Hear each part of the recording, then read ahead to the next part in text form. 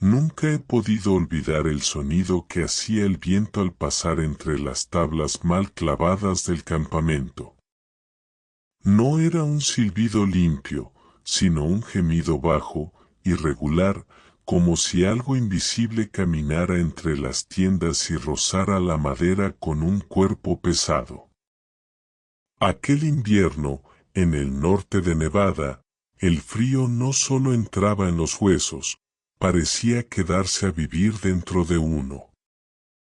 Llegué allí a finales de noviembre de 1907, cuando el suelo ya estaba duro como hierro por las heladas nocturnas y los días eran tan cortos que apenas parecía valer la pena encender las lámparas por la mañana. El lugar no tenía nombre oficial. En los papeles de la compañía figuraba simplemente como zona de extracción secundaria, línea oeste. Para los hombres, era solo el campamento del espolón seco. Éramos unas 40 almas viviendo alrededor de un pequeño desvío ferroviario que apenas aparecía en los mapas. Un tramo de rieles estrechos, un cobertizo para la locomotora, un depósito de agua siempre medio congelado y una hilera de tiendas de lona reforzadas con tablas recicladas de cajas de carbón. No había iglesia, no había escuela, no había ley más allá de la que imponía el capataz y el reloj de fichar. Yo venía de Colorado. Había trabajado en plata, en cobre y en plomo, y ya había aprendido que cuando una compañía decía filón fácil, lo que realmente quería decir era peligro barato.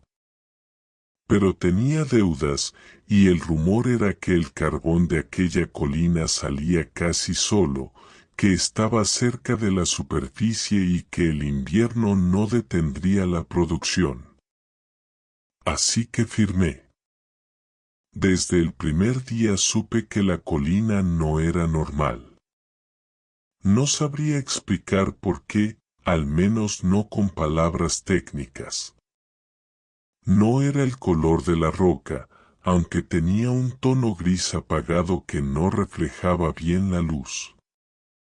Tampoco era la forma, aunque la ladera parecía demasiado lisa, como si el tiempo hubiera evitado erosionarla del todo. Era más bien una sensación constante de presión, como si el aire alrededor del lugar fuera más denso. Los hombres lo notaban, aunque nadie lo decía en voz alta. Trabajábamos en turnos largos. Bajábamos antes del amanecer y salíamos cuando el cielo ya estaba rojo otra vez. El túnel principal había sido abierto meses antes de mi llegada, una galería baja, reforzada con madera húmeda, siguiendo un filón de carbón que descendía en diagonal hacia el interior de la colina. Las paredes estaban negras y secas, y el polvo se pegaba a la piel como una segunda capa. Al principio, todo parecía normal. El sonido de los picos, el traqueteo de los vagones, los insultos cuando alguien se golpeaba un dedo. El calor del trabajo contrastaba con el frío exterior, y muchos agradecían bajar solo para dejar de tiritar. Pero había detalles pequeños, casi insignificantes, que empezaron a acumularse. Por ejemplo, el eco. En algunas zonas del túnel, el golpe del metal contra la roca no regresaba de inmediato. Había un retraso extraño, una fracción de segundo en la que el sonido parecía perderse antes de volver, más apagado, como si viajara por un espacio mayor del que nuestros ojos podían ver. Algunos decían que era normal. Cavidades naturales, decían. Viejas bolsas de aire atrapadas durante miles de años. Pero yo había trabajado en minas suficientes para saber que ese tipo de huecos no aparecían tan limpios ni tan silenciosos. También estaba el olor, no era gas. No era humedad. Era algo seco, mineral, con un fondo metálico que raspaba la garganta. Aparecía solo en ciertos tramos y desaparecía igual de rápido. Los canarios no reaccionaban, pero los hombres sí.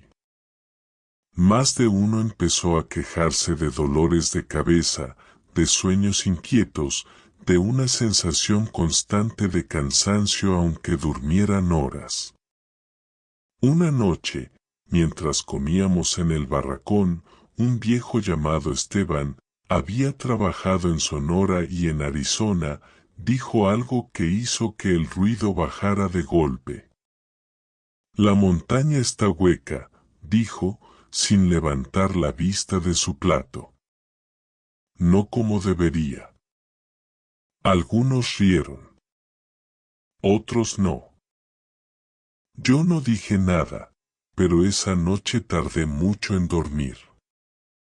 El viento volvió a gemir entre las paredes, y en algún momento, juraría que sentí una vibración leve bajo el catre, como un latido distante. El primer indicio claro llegó 2 semanas después, durante un turno de mañana.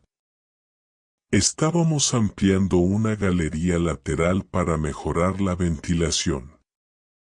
Yo trabajaba junto a un joven llamado Mateo, apenas 20 años, rápido con las manos pero demasiado curioso para su propio bien. El golpe que lo cambió todo no sonó como los demás. No fue un crujido ni un estallido. Fue un vacío. Un sonido corto, seco, como si el pico hubiera atravesado algo que no debía estar allí. Mateo retrocedió de inmediato, y una corriente de aire frío salió del agujero recién abierto, apagando casi por completo la llama de su lámpara. Nos quedamos quietos. El aire que salió de ese hueco no olía a encierro húmedo. Olía viejo. Extremadamente viejo. Como piedra sin tocar durante siglos. Avisamos al capataz. La compañía envió a un ingeniero al día siguiente, un hombre con manos limpias y botas nuevas que miró el agujero como si fuera un simple problema matemático. Dijo que había que ensancharlo, documentarlo y seguir adelante. Pero cuando lo hicimos, descubrimos que no era una pequeña cavidad. Era una cámara. El suelo estaba cubierto de una capa fina de polvo claro, distinto al carbón. Las paredes no eran irregulares, tenían curvas suaves, casi pulidas. Y en el centro, emergiendo del suelo, había una formación de roca pálida, vertical, marcada con líneas regulares que no parecían naturales. Nadie habló durante varios segundos, no porque no quisiéramos, sino porque algo en aquel espacio imponía silencio. El aire parecía más pesado allí dentro. Las lámparas iluminaban, pero la luz no se comportaba igual. Las sombras se quedaban más tiempo de lo normal. Entonces alguien encontró las marcas en el suelo. No eran huellas humanas.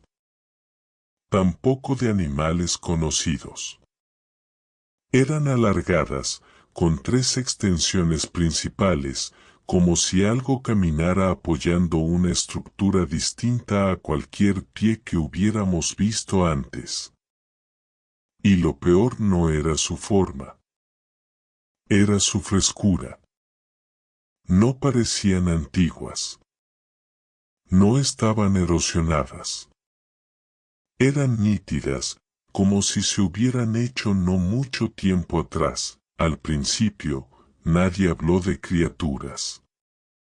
No porque no las viéramos, sino porque el cerebro humano siempre intenta encontrar explicaciones simples antes de aceptar algo que no encaja en ninguna experiencia previa.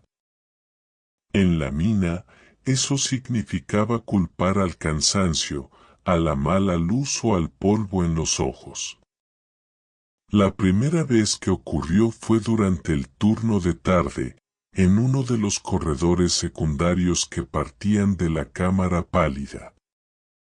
Yo no estaba allí, pero lo supe por Mateo, que volvió al campamento con la cara tan blanca como la ceniza. Dijo que había visto movimiento. No una sombra proyectada por la lámpara. No un reflejo. Movimiento real, lento, controlado, al fondo de una galería que todavía no habíamos explorado por completo. Algo había cruzado el haz de luz durante apenas un segundo, pero ese segundo fue suficiente para que Mateo soltara el pico y retrocediera. No caminaba como un hombre, repitió varias veces. Tampoco como un animal. Cuando intentamos que describiera la forma, se quedó en silencio. Movía las manos en el aire, como buscando palabras que no existían. Al final solo dijo que era bajo, que se desplazaba cerca del suelo y que su superficie no reflejaba la luz de la lámpara, sino que la absorbía. Esa noche, varios hombres durmieron mal. No por miedo consciente, sino por una inquietud constante que se colaba en los sueños. Yo soñé con pasillos que se estrechaban lentamente, como si respiraran. Soñé con un sonido repetitivo, seco, que se acercaba y se alejaba con una regularidad imposible. Al día siguiente, empezaron los cambios físicos. No todos a la vez. No de forma evidente. Eran detalles pequeños, mareos repentinos, náuseas al salir de ciertas zonas de la mina, una sensación de calor interno que no coincidía con la temperatura real. Algunos hombres sudaban incluso cuando el aire era frío. Otros se quejaban de un sabor metálico persistente en la boca. Uno de los hermanos Ward desarrolló una erupción seca en los antebrazos. La piel se le volvió áspera, escamosa, como si hubiera pasado días enteros expuesta a sal y viento. El médico del campamento dijo que era una reacción al polvo y no le dio importancia. Pero el polvo siempre había estado allí. Lo que cambió fue el sonido. Por las noches, cuando el campamento quedaba en silencio, empezamos a oír golpes rítmicos procedentes de la colina. No eran derrumbes. No eran explosiones lejanas. Era algo más regular. 3 golpes espaciados, una pausa larga, y luego otros 2. Siempre igual. Siempre a la misma profundidad. Al principio solo se escuchaban desde el interior de las tiendas más cercanas al túnel. Luego, incluso en el extremo opuesto del campamento, cuando el viento estaba quieto. Algunos decían que era el enfriamiento de la roca. Otros, que eran animales atrapados en galerías antiguas. Pero nadie pudo explicar por qué el ritmo se mantenía noche tras noche, sin variar. Una madrugada, me desperté convencido de que el sonido provenía directamente de debajo de mi catre. No era fuerte. Era una vibración leve, como si algo muy pesado se moviera lentamente bajo la tierra, acomodándose. La compañía reaccionó tarde, como siempre. Primero envió a un segundo ingeniero, luego a un supervisor regional. Hicieron mediciones, tomaron notas y nos dijeron que no había peligro inmediato. Pero algo cambió en su actitud. Dejaron de permitir que cualquiera entrara en las galerías nuevas. Se establecieron turnos cerrados.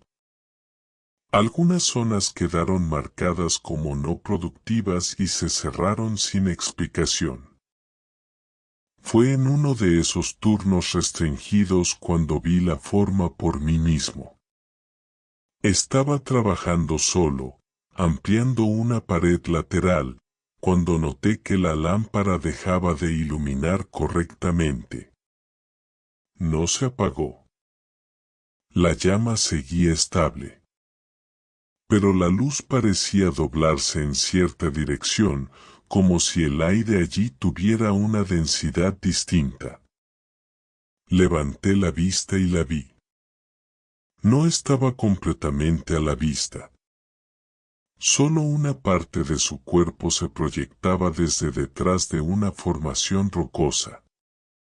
Su superficie era opaca, irregular, con una textura que recordaba a piedra seca mezclada con algo orgánico. No tenía pelo. No tenía rasgos definidos como los de un rostro humano. Pero tenía ojos. No brillaban. No reflejaban la luz. Eran oscuros, profundos, colocados en una posición que sugería una percepción lateral amplia. Me observaban sin curiosidad aparente, sin amenaza visible. No se movió durante varios segundos. Luego, con un gesto lento y deliberado, se retiró hacia la oscuridad, como si nunca hubiera tenido prisa. No grité. No corrí. Me quedé allí, con el corazón golpeándome el pecho, tratando de convencerme de que lo que había visto tenía una explicación racional. Pero sabía que no la tenía. Cuando informé al capataz, su reacción fue inmediata. Me dijo que no hablara del asunto con nadie. Que había gases extraños. Que el cansancio podía causar alucinaciones. Que la compañía se haría cargo. 2 días después, uno de los hombres desapareció. No hubo derrumbe. No hubo rastro. Solo su lámpara, encontrada cerca de una galería sellada, aún caliente. La desaparición de Julián fue el punto de quiebre, aunque la compañía nunca lo admitiría. En los registros oficiales constó como abandono del puesto, una frase limpia que no explicaba por qué sus botas seguían junto a la cama ni por qué nadie había visto a un hombre salir del campamento en plena noche, sin abrigo y sin salario cobrado. Después de eso, la mina no volvió a sentirse igual. No me refiero al ambiente. Me refiero a la actitud de la montaña. Las galerías parecían cerrarse con el paso de los días. Zonas que antes eran transitables se volvían sofocantes. El aire se espesaba, como si respiráramos a través de tela húmeda. Las lámparas seguían funcionando, pero la luz ya no alcanzaba tan lejos. Las sombras se acumulaban en los ángulos, persistentes, como si algo las sostuviera. Los sonidos rítmicos cambiaron. Ya no eran solo golpes lejanos. Empezaron a escucharse deslizamientos, roces largos contra la roca, seguidos de pausas profundas. A veces, juraría que había algo parecido a una respuesta, como si los túneles devolvieran el sonido con intención. El ingeniero principal ordenó un descenso más profundo desde la cámara pálida. Dijo que necesitaban entender la estructura completa del sistema subterráneo. No mencionó criaturas. No mencionó huellas. Solo habló de estabilidad y de costos. Fuimos 5 los que bajamos. La galería descendía con una pendiente constante. Las paredes mostraban marcas antiguas, no de herramientas humanas, sino de algo más irregular, más ancho, como si el material hubiera sido retirado por presión y no por corte. El suelo estaba cubierto por una capa de polvo claro que se levantaba con cada paso, flotando en el aire sin asentarse de inmediato. Después de casi una hora, llegamos a una cavidad mayor. Era un espacio amplio, más grande que cualquier cámara natural que hubiera visto antes. El techo se perdía en la oscuridad. Desde el suelo surgían formaciones bajas, redondeadas, dispuestas en patrones que no parecían aleatorios. Y entre ellas, había movimiento. No rápido. No agresivo. Las figuras se desplazaban lentamente, manteniéndose siempre en los límites de la luz. Sus cuerpos eran compactos, bajos, cubiertos por una superficie que parecía una mezcla de escamas secas y piedra erosionada. No tenían extremidades largas. Se apoyaban en una estructura sólida, estable, diseñada para el contacto constante con el suelo. No éramos intrusos desconocidos. Éramos tolerados. Uno de ellos se detuvo y levantó la parte frontal de su cuerpo, lo suficiente para que pudiéramos ver mejor su forma. No emitió sonido alguno. Pero sentí una presión intensa en la cabeza, como si alguien me apretara las sienes desde dentro. Los demás también se llevaron las manos al rostro casi al mismo tiempo. No era comunicación. Era advertencia. Retrocedimos sin dar la espalda, con movimientos lentos, conscientes de cada respiración. Nadie habló hasta que estuvimos de nuevo en las galerías superiores. Esa misma noche, la compañía cerró oficialmente la mina. El cierre fue rápido y silencioso. Nos dijeron que el filón no era rentable, que los costos de refuerzo superaban las ganancias. Nos pagaron una parte del salario y nos ordenaron marcharnos en menos de 48 horas. El equipo pesado fue retirado. Las entradas principales se sellaron con explosivos. Los documentos desaparecieron. Pero no todo pudo enterrarse.